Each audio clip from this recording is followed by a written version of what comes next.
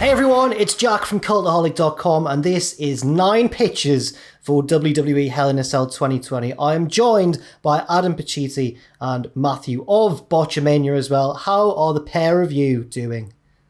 Yeah, I'm all right. I'm all right. I'm sort of half looking forward to Sunday night for Hell in a Cell, but it's quite difficult to get excited about when there's only 4 matches announced. It's quite difficult to do these pitches as well, actually, as it turns out, but it's all right. It's been a bit of a hectic day. Maffew, how about you? Are you good? I'm absolutely fabulous. All the better for seeing you, Jack. I love that you've got your customary Cultaholic podcast pose sorted out. That has filled me with confidence that this is going to be a fantastic Pitches Predictions podcast. Yes, it's going to be fantastic. And of course, the rule with these pitches videos is, as always, it's not what you think's going to happen, gentlemen. It's what we want to happen. Me and my shadow. So it's about time. I had to mention it at some point because it's been all I've seen on Twitter, that segment. So we'll begin with Adam, then we'll go Maffew, then we'll go me, and then we'll go around. And by the end, we'll have 9 lovely pitches for this Sunday. Adam, are you doing any sort of streaming or coverage of it on Sunday you want to mention? Yeah, I've got a busy old weekend, actually. So predictions, you may have noticed that they're not on the channel yet, but they're going to be going out Saturday evening in the hope that some more matches are announced, because it's me and Sam, because we tied last time. It's me versus Sam, with the loser entering Hell in a Smell. So fingers crossed Sam loses that one, because I don't want to do it. It's back, and it's smellier than ever. We got no plans for it, not a clue. But also I'm doing Bound for Glory live reactions on Saturday night. Oh. Yeah. And then Hell in a Cell on Sunday. So it's a busy old weekend. That's packed. So my first pitch involves a stable that's not on the card and might not be on WWE TV much more at all, if Monday Night Raw is anything to go by. And I'm, of course, talking about Retribution. They are already being really, I don't like using the word buried, but they were pretty buried on Raw. The previous week, Ali was meant to address the formation and his role in Retribution, and then that was cut last minute from the show, which was a pretty bad sign. But it got worse as they were beaten clean. And then The Fiend destroyed each and every one of them, one by one. Great stuff. So, yeah, it really feels like WWE have given up on the stable, which is understandable in a way, because it's obviously been met with a great deal of ridicule. But what's the point in giving up on them? I don't want this to become another list entry, just like 10 stables you forgot existed when Cultaholic is in 2030 or whatever. I want them to give it a bit of a go, and I think they still have the opportunity to do so. And so this is really a last-ditch effort to get them over, I guess. Let's say that Orton and Drew is the last match on the card on Sunday. I'm not sure it will be, but let's just say that is. Orton wins. That's what I think is going to happen. Drew is laid out in the center of the ring after being punted in the head 50,000 times. And it looks as if the show is going to go off the air. Orton is at the top of the ramp. He's posing with his fancy new belt, when all of a sudden, Retribution's music hits. They come down to the ring, and they grab mics, and they start shooting. Pow. They lay into their new names, the way that they've been ridiculed by everyone from the fans and now the people essentially booking the show. And they're breaking the fourth wall here. And then, as Ali mentions Vince, the cameras drop down, POV, you see it drop down and cut to black. Not a fade to black. It's like it's not meant to have happened. I'll have to apologise now, because this goes only a little bit past Hell in a Cell. But within an hour of the show ending, Ali, or all of Retribution, I don't know how they release it, they release what you weren't meant to see, which is the rest of the shoot promo, which makes sense because Ali is a hacker, so he's managed to get access to that feed somehow. They release that, and they are slagging off absolutely everyone. They're just laying into the whole booking of the thing.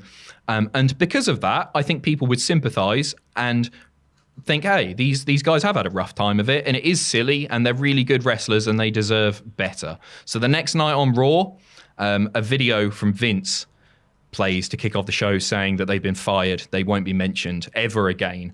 But then on Wednesday night on NXT, Triple H is there, and he goes, you know what? I think they actually make a fair bit of sense, these boys and girls. And he's hired them to the NXT brand. They are using their proper names again. No more Flapjack, no more T-Bone, etc. And they are over like Rover, and they're baby faces now because they're slagging off the product and the booking and the creative decisions that we're all fed up with. And this leads to Team NXT versus Team WWE at Survivor Series. Team NXT is Retribution. NXT win. Ooh, very interesting. I like that. I do like that. Do they ditch the masks then once they've gone back to NXT? Yeah, I think they can. Some of especially the paper plate mask is pretty stupid. So yeah, get rid of them. We all know what they look like underneath, and if they're using their old names, then yeah, it makes sense. I'm gonna give it a thumbs up, but I'm also gonna suggest two things as well. One, I think that the footage that they release shouldn't be from a feed. I think to make it more convincing, it should be from like one of them's filming it or something. Make it seem more authentic. And also, I want it to lead to Mustafa Ali versus Vince at WrestleMania. And obviously Vince wins and stands tall with one foot on Ali's chest going, damn it! So he's defeated those pesky WCW boys again. Yeah. No, yeah. I like the idea of it being the feed just because I would agree with you normally, but it feeds into the hacker gimmick. Right, okay. And so I actually think it sort of works in this. And it would look pretty stupid if they were at ringside filming it on their phone or whatever. No, on the night if you saw it. Nah. Nah, it would look fine. Matthew? No, I like it. It's thumbs up. If I was a teacher and marking your homework, I'd give it a thumbs up just for the effort you've put in. Thumbs up. My favourite grade. I can tell. Yeah, that's how they do it in schools nowadays. Hey, this big, horrible thing happening in the world. Just going, look, not getting A, B, C, or D. Thumbs up. Now get out. I got a thumbs up in my GCSEs. But not enough thumbs up for UCAS. Couldn't get into uni. I only got 4 thumbs up. Sorry, carry on. No, you need 5 thumbs up at GCSEs and 2 yays at A level. Anyway, yes, you put a lot of effort into that, so I'll give you it on principle. I always like that you book so far ahead. It's almost like you're trying to escape the current boredom of the WWE product, that you want to go far ahead into the reality that you want to see. And that's fantastic. And I'm going to give you that. I like that you're booking in the hacker. It's all come full circle. And there wasn't any appearances from Hornswoggle. So yes, you've wrapped this up, and a little bow on the end, and gifted it to us. So thank you very much. No, thank you. I just on that point of like booking far ahead, I think it's really difficult because I think we all see wrestling in the same way as the pay-per-views aren't necessarily the end of feuds. They can be used to further storylines, etc. So sometimes you do need to go, and I know we jokingly ragged on each other last one, but the last pitches we did, but I think sometimes it is important. If it had just stopped there with the shoot promo, it wouldn't have made much sense. It wouldn't have been that good. So thank you for allowing me to do so. Matthew, your first pitch, please. My pitch is for Roman Reigns versus Jey Uso. This is the I Quit match in the Hell in a Cell because they're adding extra value where they're putting the gimmicks in the Hell in a Cell. Just saying. Roman Reigns demands Jey call him the head of the table rather than say I quit. That's the entire point. No one here wants to say I quit. That's not the point. He wants to say I'm the head of the table. And he goes, I'm the head of the table. He goes, no. Say I'm the head of the table. All right, Roman's the head of the table. And Jey finally relents. And the match stops, and Roman goes, yay, all right, yeah, fantastic. Just in time for the annual Hanoi Super Samoan Banquet. It's that time of year.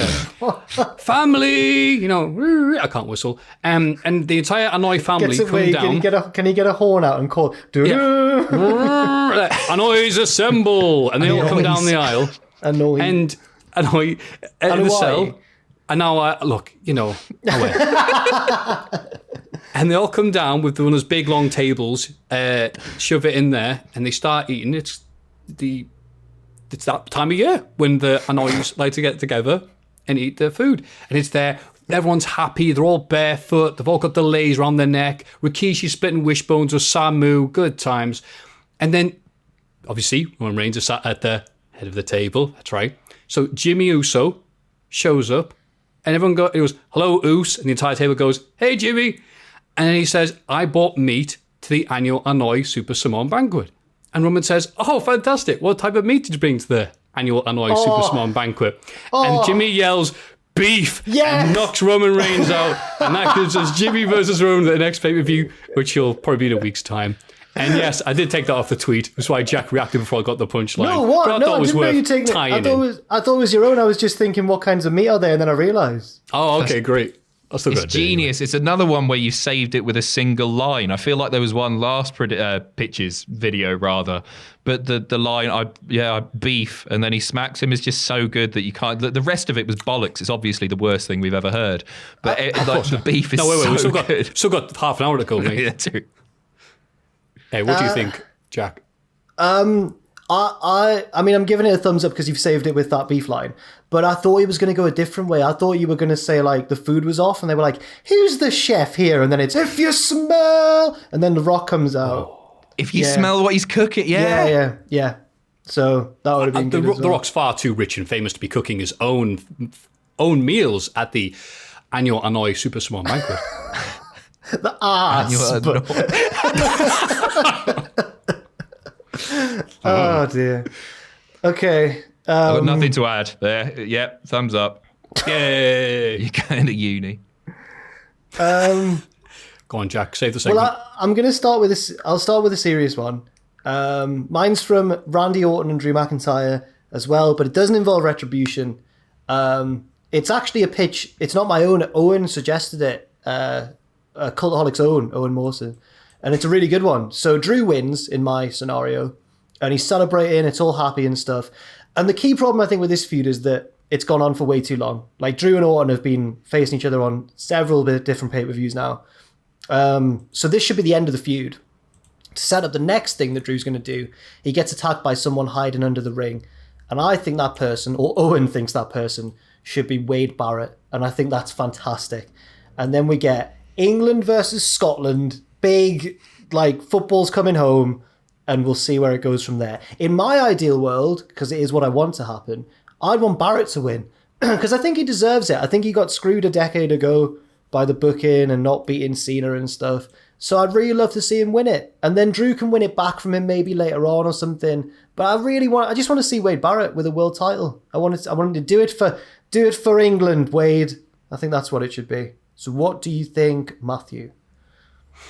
I like it. Yes, I am fiercely competitive and jingoistic when it comes to the idea of England winning something and be better than every other country. I'm like a lot of people over here. Are you? Oh yeah, I'm the nicest, friendliest worldwide person, and it looks like we're about to win something. It's like, oh well, lads, yes. Really? So, I did not expect that. I mean, I'm saying it half jokingly, mate. Oh, right, okay, right. No one says with a smile on the face, yes, I am jingoistic. I was like to point not that jingoistic, out. But I thought you were saying, like, you want him to, like, do well in... No. This is going horribly. Look, I'm very proud when England wins stuff. Shut up. Look, it's nice. I mean, it is funny. It also shows the side of us. Like, yeah, Barrett's I'll just carry on. Talk over you as your bastard. The national defence. No, Christ. They all come out in a Weatherspoon. Look, I can give you a downvote if you like. No, it's fine. There you go. Make it quiet. It's funny how UK were all happy. Yay, finally, a champion from the UK. That's so great. We're together. But as soon as there's the chance of Wade Barrett winning, it's like, oh, England. So it's like what I'm trying to say. It's like when Andy Murray won Wimbledon. Yes. But yeah, I like the idea of it because Wade Barrett winning, he should have won in 2010. Sorry. Everybody who went for the period saw the rise of NXT and Nexus, and then sort of like, just didn't happen for some reason.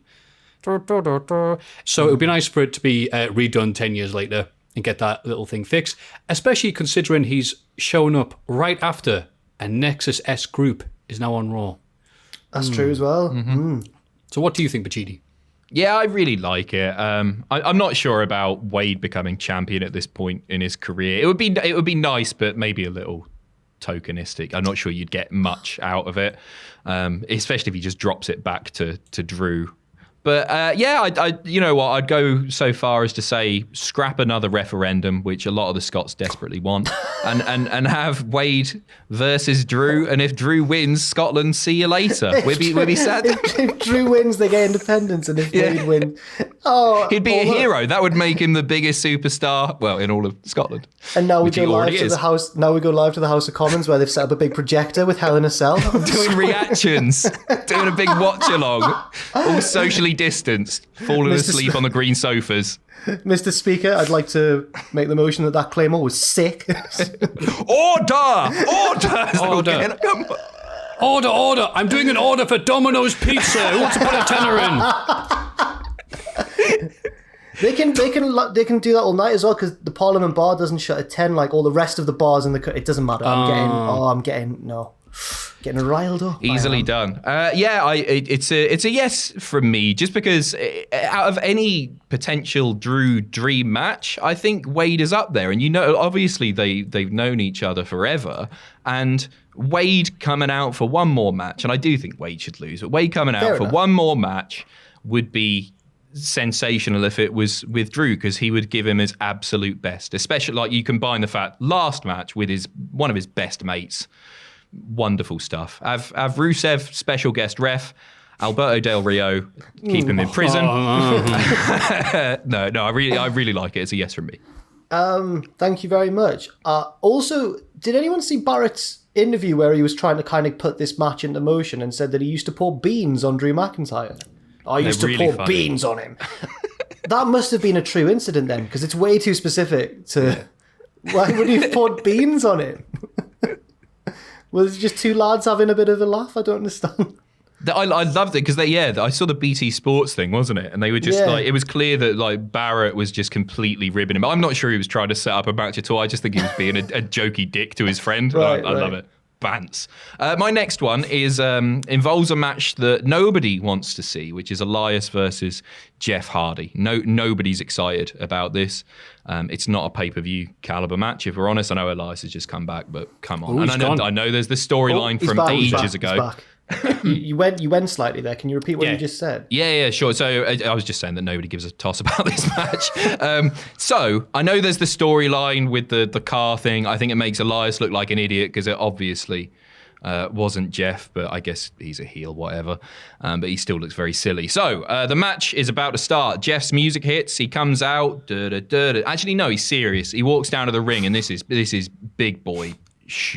And then all of a sudden, despite the fact that it's not a cell match, the cell starts lowering. All the lighting's happening, and then you see him. Elias is on top of the bloody thing. You hear a strum, cuts to Elias. He's on top of the cell, and he has trapped Jeff Hardy in the cell on his own. Jeff can't get out because Elias is up there, and he says, well, I'm gonna do a song, and Jeff, you can't do anything about it. And then Elias does his little ditty. He ridicules Jeff, and the camera just stays on Elias the whole time as he's finishing this thing. And as he's approaching the end of the song, he's been ragging on Jeff now for 2 minutes. It's a great song. Jeff Hardy has managed to escape the cell somehow. We'll find that later. I haven't figured that out. He's escaped the cell through the door, I guess, because the rest weren't prepped to lock it because it's not a cell match. And you get the great visual of Jeff climbing up the cage behind him, his face paint on. While Elias is singing, Jeff's there and he is not happy. Jeff grabs him. It's all going to kick off here. They're on top of the cell. What the hell's happening? Elias turns around, whacks him with the guitar, smashes it over his head. Jeff stumbles back, falls off the cell to the floor. To the floor. You would think that, but the great thing about this is you sustain that shot, you keep that shot going at the top of the cell. There could be a crash mat down there. Jeff could just fall on a big crash mat, and Elias goes back to the microphone that's on top of the cell. He finishes his song, and then by the time you cut to Jeff, you've removed the crash mat, and he's just laid on the floor. It looks like he's absolutely dead. Excuse me. And I think there are two benefits to this. First of all, and the most obvious one, is that we don't have to see Elias versus Jeff Hardy, which would be nice. But also it puts big heat on Elias, and maybe it makes the feud in a couple of months' time when Jeff comes back from his death, makes the feud worth investing in a little bit more than it is now. I'm trying to save what is bad, essentially. I still don't think I'd be especially excited to see it because it's Jeff Hardy versus Elias, but there you go.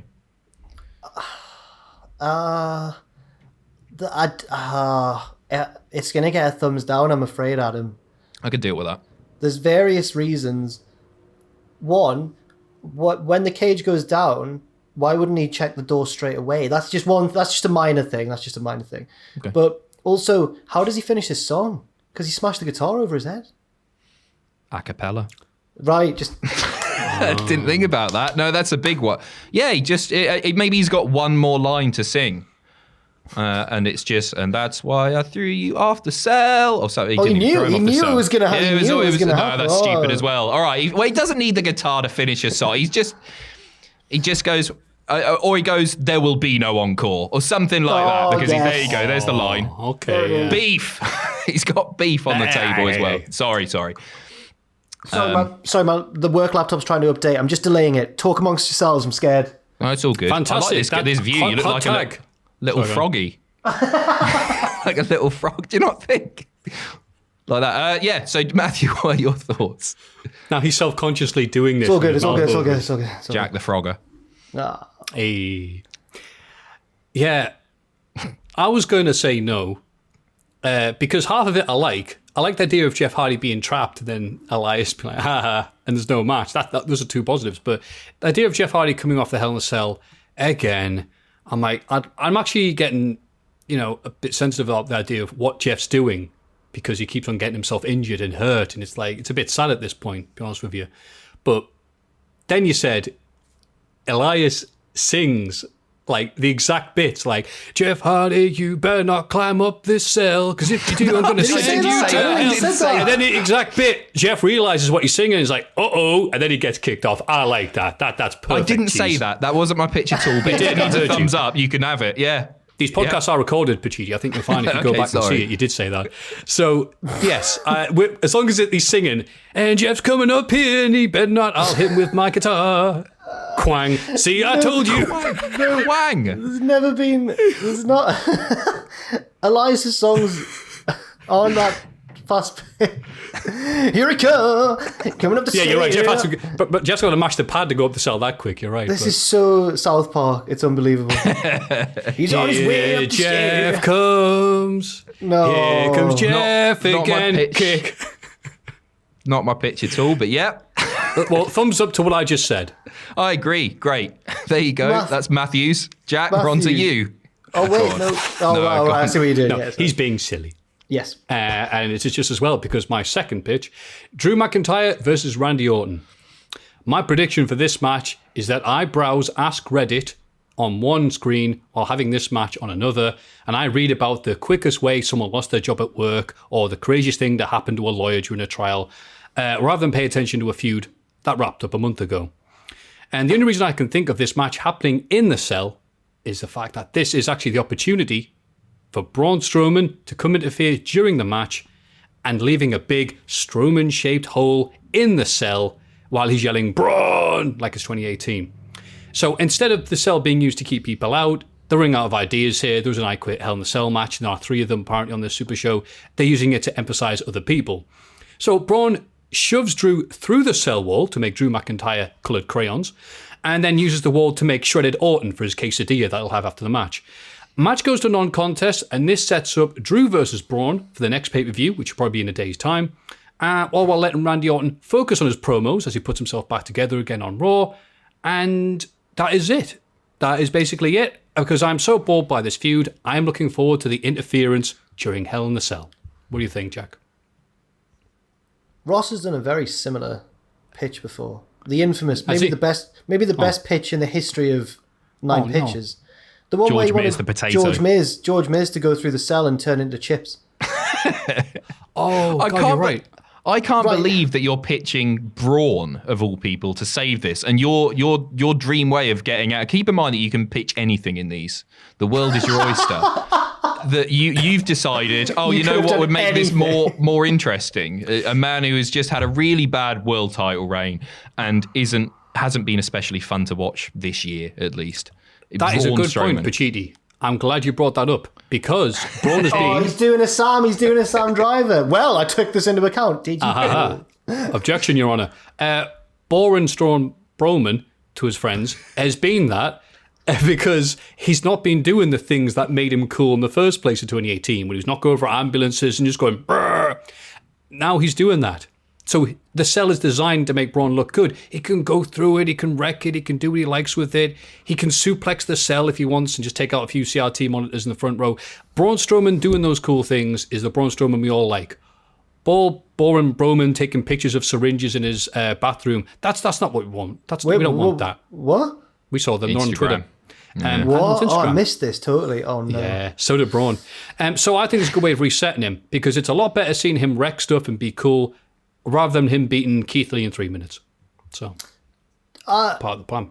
I'm going to give it a Bison Trooper middle thumb because I do agree that it would make Braun cool again, but at the same time, I feel like I agree with Adam and that Braun's not the right person for this at the moment. Okay, who would you switch it to? Bit of indigestion. So for me, you just got it cut off. Jack said, "Actually, I changed my mind. It's a great idea." I got a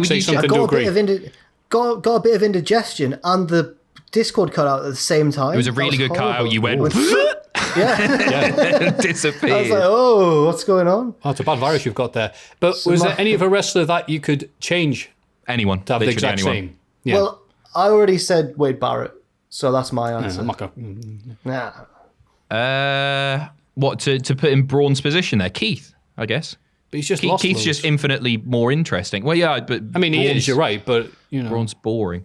I just don't want to see Braun anywhere near the world title, and by doing this, you're putting him in the world title picture, and I just can't be arsed with it. Okay. Not you, just Braun. Can't be arsed with you, Maffew. Stop your bollocks. No, it's just I don't know. I've really soured on Braun. Maybe I'm being unfair. I probably It's am. the booking. It's not Braun himself. It's the Yeah. booking. Yeah. Yeah. So, Maffew, your fine. attempt to save Braun, who could be a really good, interesting character, gets a no from Adam Pacitti. Oh. My second pitch is... Oh, lads, it's a silly one. It's Roman Reigns and Jey Uso in the I Quit Hell in a Cell match. Roman obviously wins, and then after Jey's said I quit, just to kind of... In fact, no, it works better if the match just doesn't end. Neither of them say I quit. Jey won't quit. Roman's beating him down. He won't do it. He won't quit. And then, in homage to Jericho and MJF on AEW Dynamite, they break into song, and the show ends on a musical number. And I thought to myself, what's the best musical number to do for this? I think it's the ending of Bugsy Malone when they're all friends, really. Why is he shaking his head there, Adam Pacitti? I haven't seen it. Oh, I thought you were like, this is rubbish. It is rubbish, but It is, yeah. the film's good, though. They sing, you'll know the song, it's If You Give a Little Love, Then It All Comes Back to You. So they're all doing that. They're all dancing about. Vince gets involved. All the lads from the locker room come out. And I was struggling to think of a third pitch, so I thought I'd disguise it by putting my third one in the middle. And yeah. It's paid off. Yep. Can I change the song? Yeah, because I've got something whatever. that could yeah, it's all bollocks, isn't it? So I think Jey does give up, and then Roman goes, "Thanks for doing that, Oos," and he goes, "What can I say except you're welcome, you're welcome." Yeah. And then that leads to The Rock coming Here he out and comes. says, "No, Yeah. only I can be the man off Moana, whose name I can't remember. Maui. Maui, I don't know what that was. Maui. And then that sets up Rock Road. Not that I don't like Bugsy Malone. I haven't seen it, but... Oh, you should watch it. I think you'd like it. You know what? I was actually... I'm sure I was in a Bugsy Malone-themed carnival float when I was a kid, because I remember having, the hat on, the little trilby thing or whatever You it look was. like CM Punk at WrestleMania on Cena's gangster car. I looked just like that. 6-year-old me, spot on. You probably look like Bugsy Malone.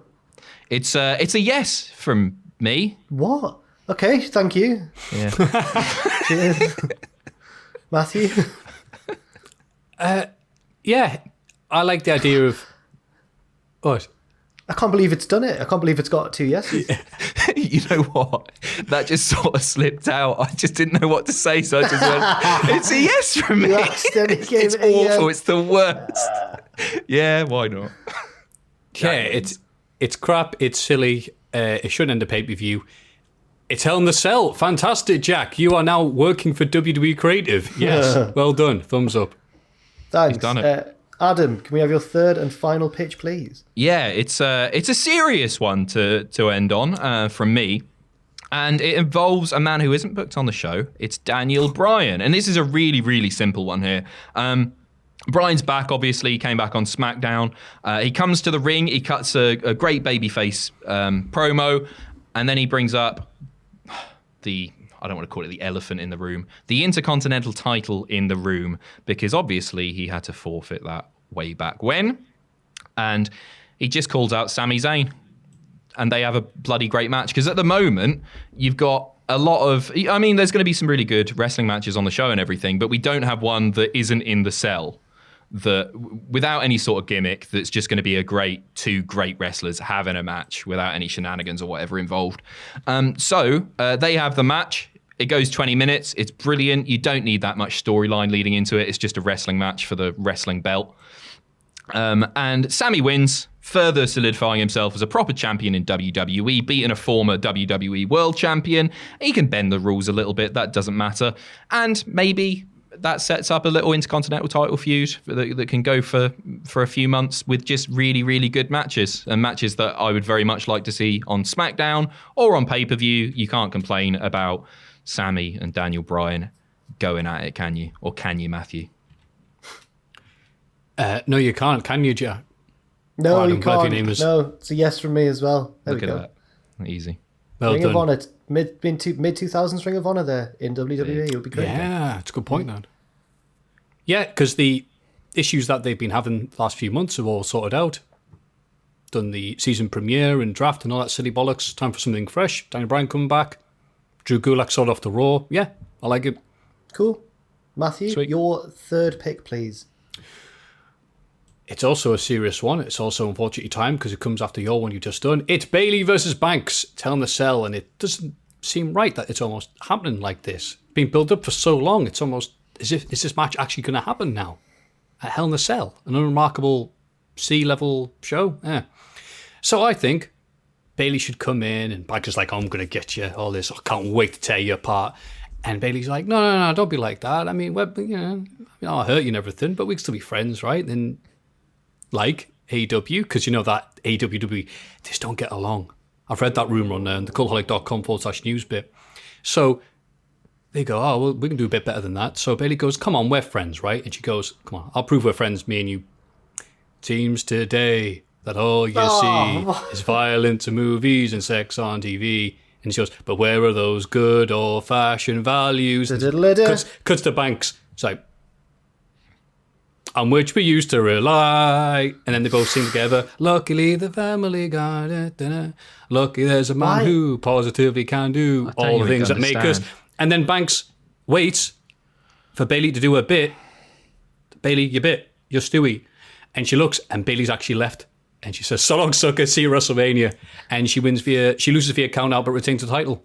It's a Hell in a Cell match. It doesn't matter anymore. There are no rules. Doesn't matter, Cell matches. The Braun Strowman hole from the last match with Drew McIntyre and Randy Orton is still there. And she goes, let's go through there. Smaller than him. So we get the Hell in a Cell match. Bayley retains, but loses. Get the title going. And keep this going, because Hell in a Cell is not the place to have this match. It's not. This is a big, big, big match and a big, big feud. Years in the making.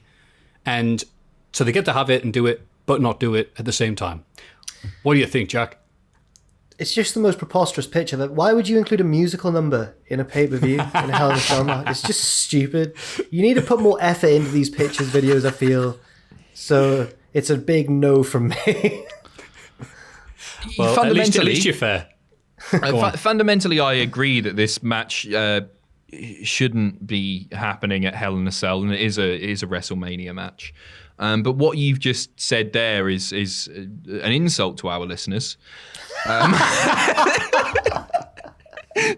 It is the worst thing that I think has ever been suggested in one of these videos. But because I messed up with Jack, it's a big thumbs up from me. So well done there. Fantastic. And I also like the fact that you're doing this under protest. But even though I did the first bit of the song, Jack couldn't help but finish. Yeah. I'm really used to it. That's the idea. Banks is like, I just have to sing along. So thank you for saying that under protest. I appreciate it. There's a lot I don't understand about the bollocks that you just spouted. But why are they singing Family Guy? It was He a doesn't song. even know. He doesn't even know. It's a song that everyone knows. Right. Okay. You don't even know what Bugsy Malone is, so we have to make sure that people understand these references. Sorry, I'm the bad guy. Yeah, no, you're right. Okay, yeah. No, you're the good guy in Bugsy Malone. Anyway, Jack, what is your pick?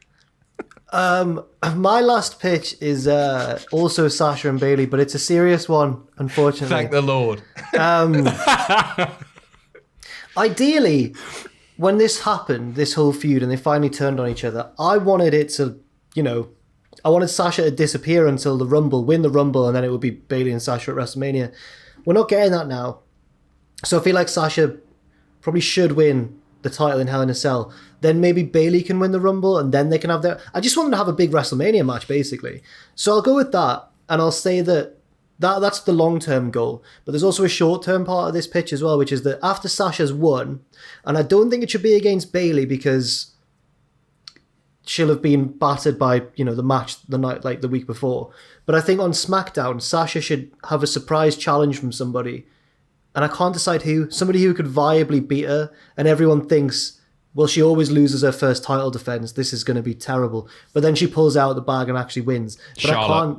It's got to be Yeah, Charlotte. they're perfect. Yeah, I know she's on Raw, but it's Charlotte. No, there we go. Thanks for finishing my pitch and improving it and measuring. I was thinking Ronda, but I was like, I don't want Ronda to lose if she's going to come back for WrestleMania. Do you think that's why they're rushing this along, this feud? Because they're waiting on maybe Ronda, maybe even Becky? But why can't they have Ronda and Becky and Sasha and Bayley on the same show? I agree, but maybe that's the thinking. Maybe. What do you think, Maffew? You have the same idea as me, but the fact that yours is, and then Charlotte Flair returns, I'm like, well, no. Wait, do I? Well, Yours it was definitely the same. Yeah, it was. Yeah. Apart Yours from that, involved... it's nearly exactly the same. All right. You did the American Dad instead of me. That's fair enough. But on principle, they're the same thing. No, but it's not the same thing at all. Look, no, I'm you not focus on the wrong this. thing. You focus on the wrong thing here, silly. The thing is, I'm happy that Bayley and Banks finally getting their time to shine, and you want to put that back. You want to put the emphasis back on the returning Charlotte Flair. No, you know that she's not going to lose one in the match. first match. That's one match, and she's losing it. I get what you're saying, Maffew, that Jack wants to put this off as well. I think that's the same thing. But I think Jack might have gotten there a little bit better than you in this case.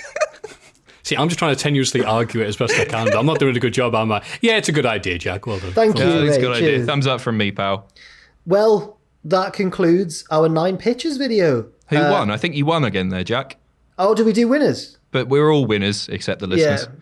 Yeah. Stick around this weekend where Adam will be covering just all the wrestling, really. Bound for Glory, one of Impact. Is Bound for Glory Impact's biggest show, or is that Slammiversary? It's Bound for Glory, isn't it? That's like their Mania, I think. Or is it Slammiversary? Are they both kind of... In my head, I want to say Bound for Glory, but everybody was getting really hyped up about Slammiversary. I think it's Bound for Glory, isn't it? Yeah. Oh, by the way, I can plug a thing. If you go to cultaholic.com/impact, you can get $10 free on Fight to help watch the show on Saturday if you want to get involved there. And also you'll be doing a live stream for Hell in a Cell on Sunday. The loser of yours and Sam's prediction contest will do Hell in a Smell. The winner will be the new Cultaholic Heavyweight Champion. And I can't think of anything. Matthew, have you got anything to plug coming up? I certainly do. Before all of that, on Saturday at 6 p.m, I will be streaming from the Cultaholic streaming account, which is twitch.tv/Cultaholic. I've got it right. Yeah, from the Cultaholic streaming account. How long have you been doing this? I know how to sell these. Twitch.tv/Cultaholic. You can tune into Maffew failing at games. Oh, is it bad? I thought I popped it. I didn't really understand what was going on with that game that you were playing. As bad as you. You're supposed to fail. It's a very hard game. But yeah. Yes, that will be happening again this Saturday, 6 p.m. UK time. And what have you got for us, Jack? Don't know, really. Nothing out of the ordinary. I'll be doing a What Happened after Hell in a Cell. And yeah, that's about it. So thank you very much for watching. That has been 9 pitches. I've been Jack, this has been Adam and Maffew. Leave your thoughts on all of these wacky pitches and leave your own in the comments down below. And we'll see you soon.